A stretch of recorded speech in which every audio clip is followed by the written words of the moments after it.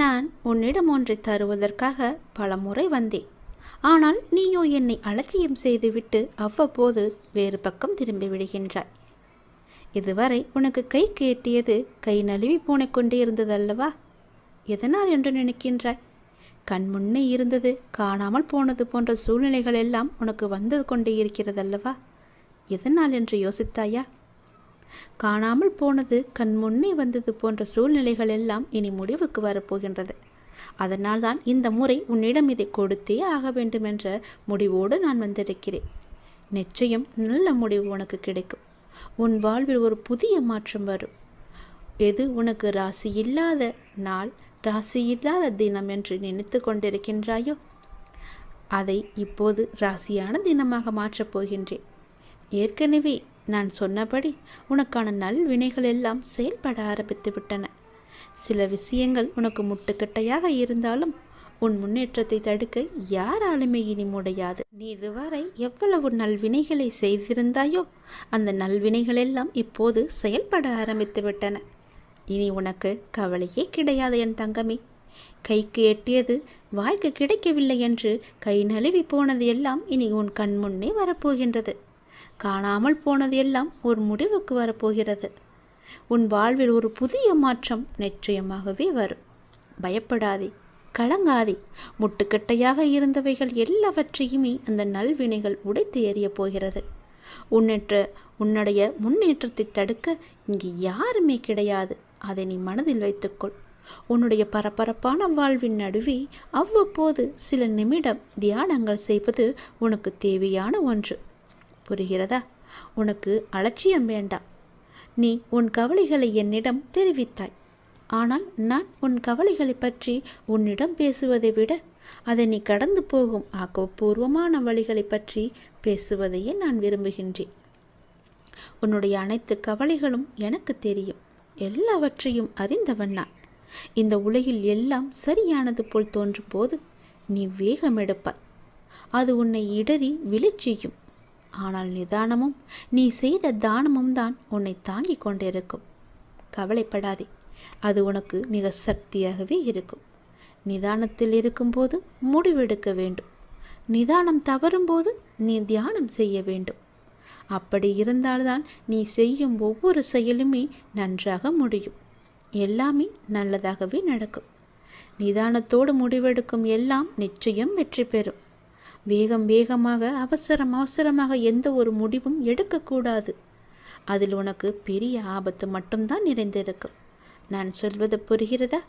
உன் வாழ்க்கை நிச்சயம் கிடைக்கும்.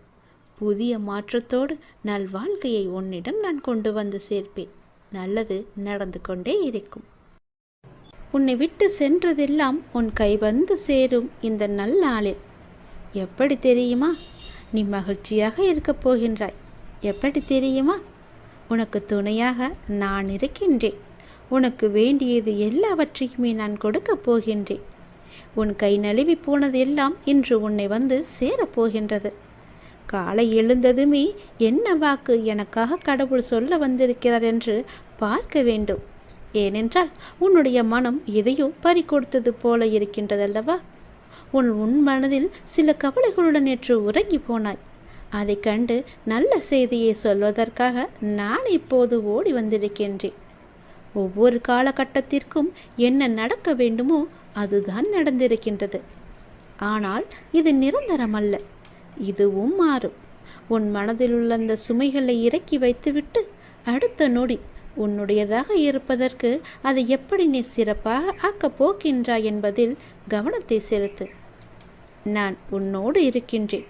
அடுத்த நொடியை மகிழ்வுடையதாக மாற்றி காமிக்கப் போகின்றேன். உன் வாழ்க்கை என்னுடைய கையில் இருக்கிறது. உன்னை விட்டு போனதை பற்றி நீ கவலைப்பட்டு கொண்டிருந்தாய் அல்லவா? இனி அதற்கு கவலையே பட வேண்டிய அவசியமே இல்லை. உன்னை விட்டு சென்றதெல்லாம் உன் கை வந்து சேரும் நன்னாளாக இந்த நாள் மாறப்போகிறது. நீ மகிழ்ச்சியாக இருந்தாலும் அவ்வப்போது உன் மனதில் ஏதோ ஒரு பயம் ஓடிக்கொண்டே இருக்கின்றது. ஆனால் அது தேவையற்ற பயம். உன் வாழ்க்கையில் நல்ல மாற்றங்கள் ஒவ்வொன்றாக இனி நடக்க ஆரம்பமாகிவிட்டது. பயம் உனக்கு எதிர்மறை எண்ணங்களை மட்டும்தான் தரும். அந்த பயத்தை நீ தூக்கி எறிந்து விட்டால், உன் மனதில் நல்லதை மட்டுமே நினைத்து கொண்டிருந்தால், நேர்மறை வந்து குடி வந்துவிடும். உன்னுடைய மனதில் நேர்மறை வந்துவிட்டால் அந்த இடத்தில் எதிர்மறைக்கு என்ன வேலை? உன் செயல்பாட்டை தடுக்கும் எதிர்மறையை உடனே அழித்துவிடு. உன்னுடைய பயத்தை முழுவதுமாகவே விட்டுவிடு. நல்லதை மட்டும்தான் நினைக்க வேண்டியது உன்னுடைய வேலை. உனக்கு பல வழிகளின் நன்மைகளை கொண்டு வந்து சேர்ப்பது என்னுடைய கடமை. உன் வாழ்க்கை நிச்சயம் மாறும். நீ வாழ்வை எப்போதும் குறை சொல்லாமல் நீ ஏற்றுக்கொள்ள வேண்டும். வினையை எப்போது நீ புரிந்து கொண்டாயோ அப்போதே உன்னுடைய வாழ்வில் பல மாறுதல்கள் நடக்க ஆரம்பித்து விட்டன. நீ விரும்பியபடி நடந்தால்தான் மகிழ்ச்சி இருக்கும் என்று நினைத்தாய். ஆனால் இப்போது உனக்கு அமைந்த வாழ்விலேயே நீ அனைத்து மகிழ்ச்சிகளையும் காணப்போகின்றாய். இடமாற்றம், வேலை மாற்றம் என நீ எதிர்பார்த்த பல மாற்றங்கள் நிகழப்போகிறது. நீண்ட நாட்களாக நீ கேட்ட ஒரு வேண்டுதலும் இந்த மாதத்தில் நிச்சயம் நிறைவேறும். நீ மகிழ்ச்சியாகவே இரு. உன் கைகூடி வரப்போகிறது உன்னுடைய ஆசைப்பட்ட வாழ்க்கை. அதை ஏற்றுக்கொண்டால் நல்லது உன் வாழ்வில் நடந்து கொண்டே இருக்கும். விதி என்று நீ எதையும் லேசாக விட்டுவிடக்கூடாது. இறைவனிடம் தொடர்ந்து நீ வேண்டிக் கொண்டே இரு. விதிக்கும் விதி விலக்கு என்று ஒன்று இருக்கிறது. அது இறைவனிடம் மட்டுமே இருக்கின்றது. இறைவனின் திருவடி பட்டதுமே உன்னுடைய தலையெழுத்து நிச்சயம் மாறும். இறைவனின் திருவடியை நீ விட்டு விடாதே. விதியையும் முறியடிக்கும் வல்லமை இறைவனின் திருவடிக்கு உண்டு. அதனால் அப்பா உனக்கு சொல்வது, செய்வது, நடப்பது, நடத்துவது என எல்லாமே உன்னுடைய நன்மைக்காக மட்டும்தான் என்பதை நீ மறந்து விடாதே. உன்னுடைய சில முயற்சிகள் கைகூடாமல் போனதற்கு கூட காரணம் நீ விதிதான் என்று எண்ணிக்கொண்டிருக்கின்றாய். அது தவறு. நீ உன் முயற்சியிலிருந்து பின்வாங்கிவிட்டாய். சிறிது தயக்கம் காட்டிவிட்டாய். அதனால்தான். முயற்சியிலிருந்து பின்வாங்காதே. எல்லா அனுபவ பாடங்களையும் கற்று நீ ஒரு பெரிய குறிக்கோளை மிக எளிதில் நிச்சயம் அடைவாய். நீ என்னுடைய திருப்பாதங்களை பற்றிக்கொள். உன் தலையெழுத்து இதுதான் என்று விட்டுவிடாதே. உன் தலையெழுத்து மாற்றும் பொறுப்பு என்னுடைய பாதத்திற்கு உண்டு என்பது உனக்கு தெரியாதா? அனுபவங்கள் தரும் பாடங்களை நீ மறக்கக்கூடாது. வரும் நாட்கள் உனக்கு மிகவும் மகிழ்ச்சிகரமான நாட்களாக இருக்கும். எப்போதும் நீ கோபம் கொள்ளாதே. உன்னுடைய கோபமே உனக்கு பெரிய இடைஞ்சலாக இருக்கிறது, தடையாக இருக்கிறது. அந்த நீ கோபத்தை எடுத்துவிட்டால் போதும். நீ கேட்ட அனைத்துமே உனக்கு நிச்சயம் கிடைக்கும். என் பேச்சை நீ கேட்கும் வரை உனக்கு எல்லாம் நல்லதே நடக்கும். நீ நல்ல பிள்ளையாகத்தான் இருக்கப் போகின்றாய். நல்ல பிள்ளையாகத்தான் இருந்து கொண்டும் இருக்கின்றாய். நல்ல பிள்ளையாகவே இப்போது நீ முயற்சி செய்து பார். எப்போது நீ முயல்கின்றாயோ அப்படியே அப்போதே அந்த நொடியே இரு நன்மைகள் உன்னை தொடர்ந்து கொண்டே வரும். நல்லதொரு மாற்றம் நிரந்தரமாகவே உன் வாழ்வில் வரும். பல நல்ல நல்ல செய்திகள் எல்லாம் உன்னை உன் செவி வந்து சேரும். அந்த நல்லதொரு மாற்றத்தை நீ எதிர்பார்த்ததை விட பல மடங்கு உன் கையில் வந்து கிடைக்கும். பல மடங்கு நன்மையும் சந்தோஷத்தையும் அள்ளித்தரப்போகிறது. அல்ல குறையாத சந்தோஷத்தை நீ அனுபவிக்கப் போகின்றாய். இது உன் அப்பாவின் வாக்கு. எப்பொழுதுமே நன்மையை மட்டும் செய்யும் உனக்கு நல்லது மட்டும்தான் நடக்கும். இருந்தாலும் ஏதோ ஒரு சில பயத்தால் விதியின் மீது நீ பழி போட்டு கொண்டிருக்கின்றாய். அந்த விதியை முறியடிக்கும் வல்லமை எனக்கு இருக்கிறது என்று நீ எப்போது நம்புகின்றாயோ அப்போதே உன் வாழ்வில் வெற்றி என்ற தீபத்தை நான் ஏற்றி விடுவேன். விதியை நீ முறியடித்து காமிக்க வேண்டும். விதியை முறியடிக்கும் வல்லமை என் திருவடி இருக்கிறது. என் திருவடியை நீ பற்றிக்கொள், இறுக பிடித்துக்கொள். உன் விதியை உன்னால் நிச்சயம் முறியடித்து காமிக்க முடியும். இது உன் அப்பாவின் மீது சத்தியம். நீ முயற்சி செய். உன் வாழ்க்கை மாறும். புதிய மாற்றங்கள் வரும். நல்லதொரு வாழ்க்கை உன் கையில் கிடைக்கும். நீ ஆசைப்பட்ட மாதிரியே உன் வாழ்க்கையை நீ சந்தோஷமாக வாழலாம். யாரையும் மகிழ்ச்சியாக வைக்க நீங்கள் முயல வேண்டாம். அவரவர்க்கு எது மகிழ்ச்சியோ அதில் அவர்களை அறிந்துணர்ந்தவன் வைத்திருக்கிறான் என்பதே மெய். அது உங்கள் பட்டியலில் உள்ள மகிழ்ச்சியோடு பொருந்தவில்லை என்பதால் அவர்கள் மகிழ்ச்சியாக இல்லை என்று அர்த்தமாகாது. ஏனென்றால் அவரவர் மகிழ்ச்சி எது என்று உங்களுக்கு தெரியாது என்பதுதான் இது உண்மை. உதாரணமாக, தன் பரிதாபத்துக்கு உரியவன் என்றுதானே நினைத்து அதை வெளிக்காட்டி என்னை பார்த்து பரிதாபப்படுங்கள் என்ற ஏக்கத்தோடு இருப்பவர்க்கு அவர்களை பார்த்து பரிதாபப்படுவதுதான் அவர்களுக்கான ஏக்கம் தீர்க்கும் மகிழ்ச்சி. சிலரோ தான் பரிதாபமாக இருந்தால் கூட அதை வெளிக்காட்டி கொள்ளும் விதத்தில்தான் அதை கடந்து மகிழ்ச்சியாக இருப்பதாக நினைப்பதுதான் மகிழ்ச்சி. எதிலும் குறை கண்டுபிடிப்பதில் திறமையாக இருப்பவர்களுக்கு ஏதாவது ஒரு குறை இருந்தால்தான் மகிழ்ச்சி. தனக்கு குறையே இல்லை என்றாலும் கூட நாடகத்தில் சினிமாவில் வரும் குறையை எண்ணி புலம்பி அந்த புலம்பலை ஏற்றுக்கொள்பவர்கள் இருந்தால் அதுவும் மகிழ்ச்சி. இப்போது கஷ்டம் இல்லாவிட்டாலும் இறந்த காலத்தில் கடந்த கஷ்டங்களை நினைத்து வருத்தப்படுவது அவரவர்களுக்கு ஓர் மகிழ்ச்சி. வருமா நடக்குமா என்று தெரியாத ஒன்றை குறித்தே சிந்தித்து இப்போது இருக்கும் நிம்மதியை கெடுத்து கொள்வதில் சிலருக்கு மகிழ்ச்சி. என்னதான் தன்னிடம் எல்லாமே இருந்தாலும் இல்லை என்று சொல்லவும் காட்டவுமே சிலருக்கு மகிழ்ச்சி. இப்படி உங்கள் பார்வைக்கு மகிழ்ச்சி இல்லாதது போல தெரிந்தாலும் அப்படி இருப்பதுதான் அவர்களுக்கு மகிழ்ச்சி என்பதை உணர்ந்து அறிந்தவன் அவர்களை அவர்கள் விருப்பம் போல வைத்திருக்கிறான். அதிலிருந்து அவர்களே விழிப்புணர்வு பெற்று வெளிவந்தால்தான் உண்டு. இவற்றை எல்லாம் கடந்து நீங்கள் என்னதான் உங்களின் மகிழ்ச்சியை இழந்து இழுத்து வந்தாலும் அவர்கள் அப்படி இருந்ததில் அடைந்த நிறைவான மகிழ்ச்சியை உங்களால் தர முடியாது. எனவே உங்கள் மகிழ்ச்சியில் நீங்கள் பூரணமாக இருங்கள். உங்கள் மகிழ்ச்சியின் தன்மை பிறரை கவனிக்க வைக்கும். எப்படி இப்படி இருக்கிறாய் என்று கேட்க வைக்கும். நீங்கள் எப்படி எதை எடுத்துக்கொண்டு மகிழ்ச்சியாக இருக்கிறீர்கள் என்று சொல்லுங்கள். அது அவர்கள் வாழும் விதத்தை கவனிக்க வைக்கும், மாற்றும். இதை கடந்து நீங்கள் என்ன செய்தாலும் அவர்களுக்கான மகிழ்ச்சியை உங்களால் கொடுக்க முடியாது. அப்படி ஏதாவது செய்கிறேன் என்றால் உங்கள் மகிழ்ச்சியை இழப்பது உங்கள் மகிழ்ச்சியாக மாறும். இதை ஏற்றுக்கொள்வது கொஞ்சம் கடினம்தான். ஆனால் யதார்த்தம் எப்போதும் ஏற்றுக்கொள்ள கடினமாகத்தான் தெரியும். ஏற்றுக்கொண்டால் இதுவே இயல்பு, இதுவே வாழ்க்கை என்று தித்திக்கும். எல்லாவற்றையும் நாம் மகிழ்ச்சியாக ஏற்றுக்கொண்டு சந்தோஷமாகவே வாழ்வோம். எப்போதும் நம்மை நாம் மகிழ்ச்சியாக வைத்து உன் கண்ணில் வடியும் கண்ணீரை துடைக்கவே நானே வந்து கொண்டிருக்கிறேன். நானே உனக்கு துணையாக இருந்து நான் உன்னை நல்ல வழியில் அழைத்துச் செல்வேன். உன்னை கண்டு எல்லோரும் வியக்கும் வண்ணம் நானே உன்னை ஏற்றுகிறேன். கவலைப்படாதே, உன் கண்ணீரை துடைக்க நானே வருகிறேன். உன் கண்ணீரை நீ வீணாக்காத தங்கமே. எதற்காக நீ அர்த்தமே இல்லாமல் வீணாக உன் கண்ணீரை நீ வீணடித்து கொண்டிருக்கிறாய்? எல்லாவற்றையும் ஏற்றுக்கொள்வது என்பது கொஞ்சம் கடினம்தான். ஆனால் யதார்த்தம் எப்போதும் ஏற்றுக்கொள்ள கடினமாகத்தான் தெரியும். ஏற்றுக்கொண்டால் இயல்பு, இதுவே என்று உன் வாழ்க்கை தித்திக்கும். எல்லாவற்றையும் இப்படியே போகிற போக்கிலே விட்டுவிடு. எதையுமே உன் மனதிற்கும் உன் மூளைக்கும் நீ எடுத்துச் செல்லாதே. அதை உன்னால் தாங்க முடியாது.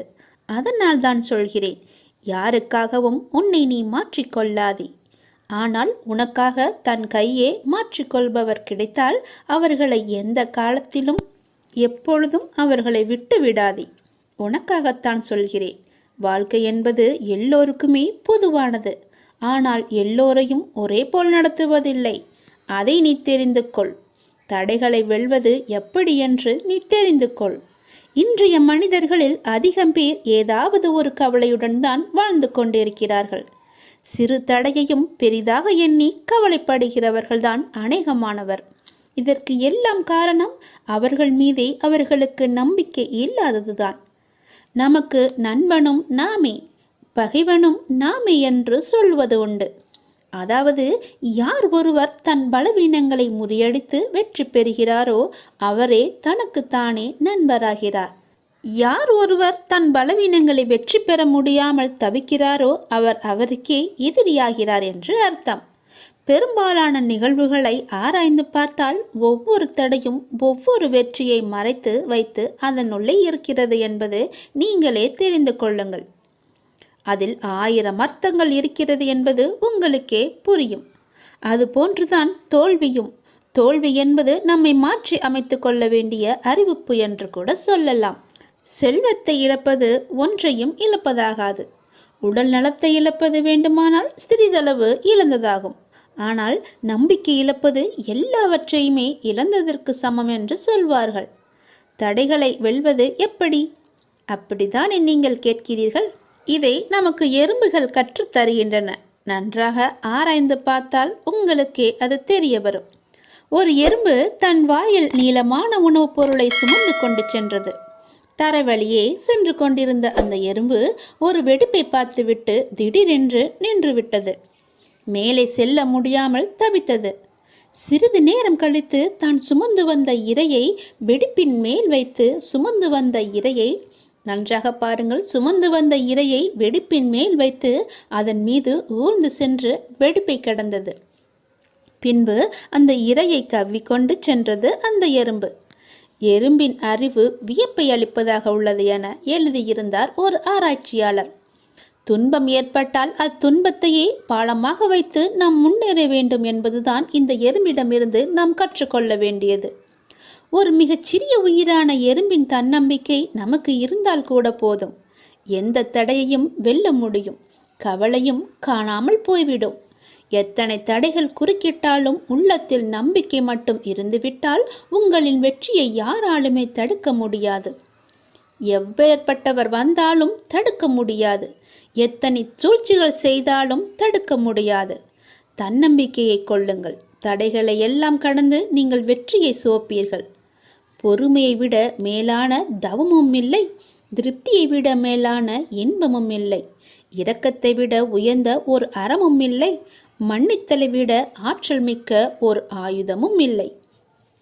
தோல்விகள் பல சூழ்ந்தாலும் இருளை விளக்கும் கதிரவன் போல அதனை நீக்கி அடுத்தடுத்த வெற்றி படிகளில் காலெடுத்து வையுங்கள். முடியும் வரை அல்ல, உங்கள் இலக்கினை நீங்கள் எப்போது அடையும் வரையோ அதுவரை நீங்கள் முயற்சித்து கொண்டே இருங்கள். உங்கள் வாழ்வில் நிச்சயமாகவே விடியல் விடியும். அந்த விடியல் விடியும் வரை முயற்சித்து கொண்டே இருங்கள். அது வெகு நாட்கள் இல்லை, கூடிய விரைவிலேயே அது உங்களுக்கு கிடைக்கும். முகமலர்ச்சியோடும் நம்பிக்கையுடனும் எழுந்து புத்தம் புது நாளை துவங்க உங்கள் எல்லா வல்ல இறைவன் உங்களுக்கு அருள் புரிவார். என்னுடைய ஆசி முழுவதுமாகவே நீ கலங்காதே. உனக்கான நேரங்கள் தொலைவில் இல்லை.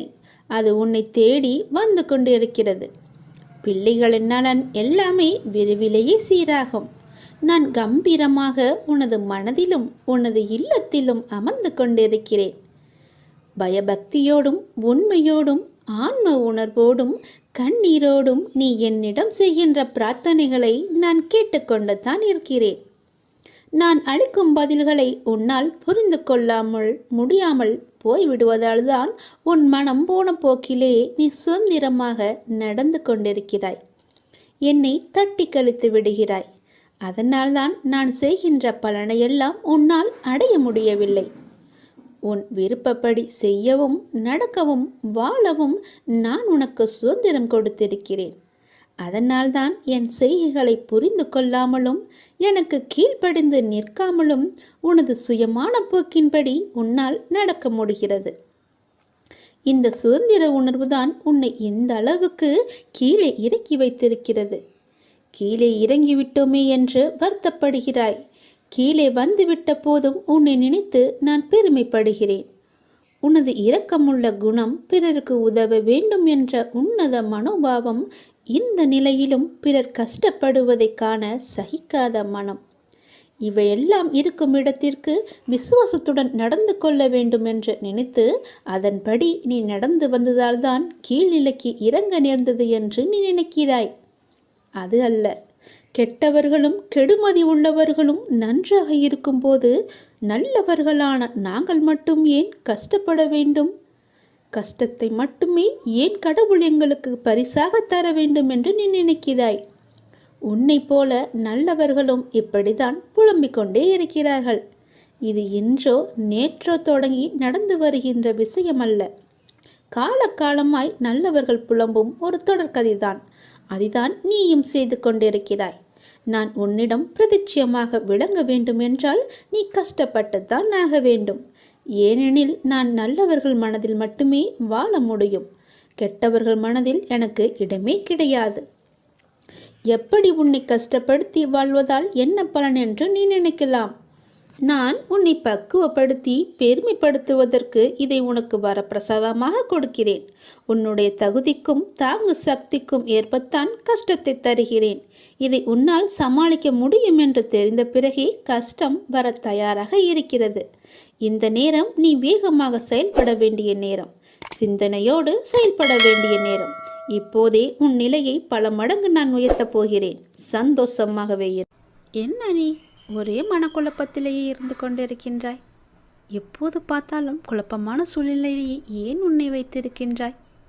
மீண்டும் மீண்டும் குழப்பம் ஏற்படுவதற்கு என்ன காரணம்?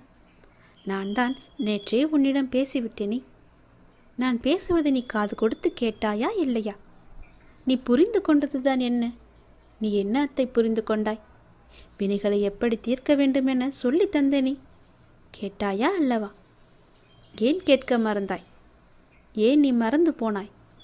அது போன்ற ஒன்றை செய்ய முயன்று ஏன் வருத்தப்பட்டு கொண்டிருக்கின்றாய்? நான் வேண்டாம் என்றும் சொல்லியும் ஏன் அதையே நினைத்து கொண்டிருக்கின்றாய்? உன் அப்பா பேச்சை நீ கேட்க மாட்டேன் என்ற முடிவிலேயே இருக்கின்றாயா? நீ மிகவுமே ஆசைப்படும் விஷயம் உனக்கு கிடைக்கப் போகிறது என்றுதான் நான் அப்பொழுதே சொல்லிவிட்டேனே. இருந்தும் தேவையில்லாமல் ஏன் உன்னை நீயே வருத்து கொண்டிருக்கின்றாய்? வருத்தப்பட்டு கொண்டிருக்கின்றாய்? தேவையே இல்லாதது. என் பேச்சை நீ கேட்பாயா மாட்டாயா என்று எனக்கு ஒரு சத்தியம் செய்துத்தா. அப்பொழுதுதான் நான் நம்புவேன். மகிழ்ச்சியாக இருக்கும்போது பல அனுபவ பாடங்களை நீ மறந்து விடுகின்றாய். மகிழ்ச்சியாக இரு, ஆனால் எவற்றில் எந்த எல்லை என்று உன் வாழ்க்கை ஏற்கனவே கற்றுக் கொடுத்திருக்கிறது அல்லவா? அதை நீ மறந்து விடாதே. அந்த எல்லையை நீ தாண்டி விடாதே. இந்த ஒரு நாள் சிலவற்றை தாங்கிக்கொள். நாளை முதல் அதிலிருந்து நிச்சயம் உனக்கு விடுதலை கிடைக்கும். நான் இருக்கின்றேன். எல்லாவற்றையுமே நான் மாற்றி தருகின்றேன். எல்லாமே நன்மைக்கு. யாம் இருக்க பயமே என்பதை நீ வெறும் வார்த்தையால் நம்பிக்கைப்படக்கூடாது. முழுமையாக உனக்குள்ளே ஊற வேண்டும். அது எத்தனை முறை சொன்னாலும் நீ கேட்க மாட்டேன் என்றால் நான் என்னதான் செய்வது? நான் உன்னை கும்பிட்டு கேட்டுக்கொள்கிறேன். தயவு செய்து உன் அப்பா சொல்வதை கொஞ்சம் காது கொடுத்து கேட்டு அதன்படி நீ நடந்து கொள். உன்னுடைய மனக்குழப்பம் எல்லாம் தீரும். நான் ஏதாவது ஒரு விதத்தில் தினமும் உனக்கு சொல்லி கொண்டுதான் இருக்கிறேன். பல நல்லதுகளை இன்று நீ என்ன செய்ய வேண்டும், எது செய்யக்கூடாது என்று அவ்வப்போது உனக்கு உணர்த்தி கொண்டுதான் இருக்கின்றேன். நீ கேட்காமல் போனால் நான் என்ன செய்ய? மகிழ்ச்சியாக இரு. அதற்கு தானே நான் எல்லாவற்றையும் செய்து கொண்டிருக்கின்றேன். தேவையில்லாத விஷயங்களை எல்லாம் உன் மனதில் போட்டு நீ குழப்பிக்கொள்ளாதே என்று அடிக்கடி சொல்கிறேன். நேற்று சொன்னது போலவே இன்றும் சொல்கிறேன். தேவையற்றதை போய் நீ மாட்டிக்கொள்ளாதே. வீணாக எதையும் பேசி சிக்கிக்கொள்ளாதே. வினைகளை எப்படி தீர்க்க வேண்டும் என சொல்லி தந்தும் நீ அதிலேயே மாட்டிக்கொண்டிருப்பேன் என்றால் நான் என்ன செய்ய? தயவு செய்து கேட்கிறேன். நான் சொல்வதை கேள். நீ விரும்பும் ஆசைப்படும் ஒன்று உன்னிடம் நிச்சயம் வரும். அது உனக்கு கிடைக்கப் போகிறது. அந்த நேரத்தில் இப்படி செய்தால் நான் என்ன செய்ய முடியும்? உன் வாழ்க்கை நன்றாக இருக்கும். கவலைப்படாதே.